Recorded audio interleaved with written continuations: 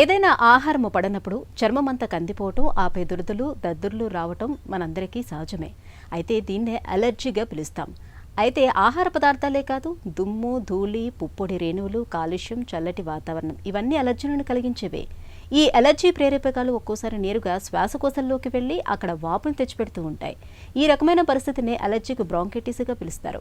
తీవ్రమైన తుమ్ములు, దురదలు, దద్దుర్లతో వేధించే అలర్జిక్ బ్రాంకైటిస్ గురించిన పూర్తి వివరాలని ఇప్పుడు మనం తెలుసుకుందాం.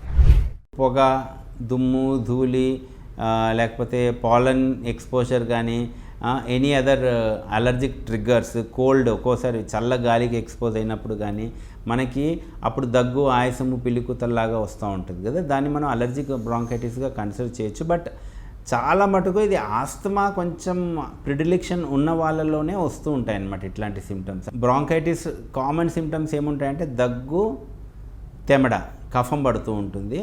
అండ్ మూడోది ఏంటంటే ఆ ఎయిర్వేస్ ఆ ఇన్ఫ్లమేషన్ ఉండడం వల్ల ఏమవుతుందంటే హైపర్ సెన్సిటివ్ ఉంటాయి. అంటే చిన్న చిన్న ట్రిగ్గర్స్కి కూడా ఆ ఎయిర్వేస్ స్పాజంలోకి వెళ్ళిపోతాయి, అంటే కుచించుకుపోతాయి. దానివల్ల ఏమవుతుందంటే గాలి తీసుకోవడము, వదలడం ఇబ్బంది అవుతుంది, అవి సన్నగా అయిపోతాయి కాబట్టి.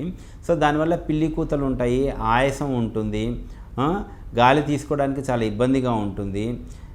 ఇవి కామన్ సిమ్టమ్స్ అనమాట. కొన్నిసార్లు గుండె పట్టేసినట్టుగా ఉండడం కానీ, చెస్ట్ పెయిన్ ఉండడం కానీ, ఒకవేళ ఇన్ఫెక్టివ్ బ్రాంకైటిస్ ఇన్ఫెక్షన్ లాంటివి ఏమైనా ఉంటే ఒక్కోసారి ఫీవర్ కూడా మనకు ఉండే అవకాశం ఉందన్నమాట. అలర్జిక్ బ్రాంకైటిస్ అనుకోండి, దానికి మనము ఇన్హేలర్స్ అని నెబులైజేషన్స్ కానీ యూస్ చేస్తాము. అండ్ యాంటీ అలర్జిక్ లైక్ మోంటెలికాస్ట్, లివోసిట్రిజిన్ అట్లాంటివి వాడతాము.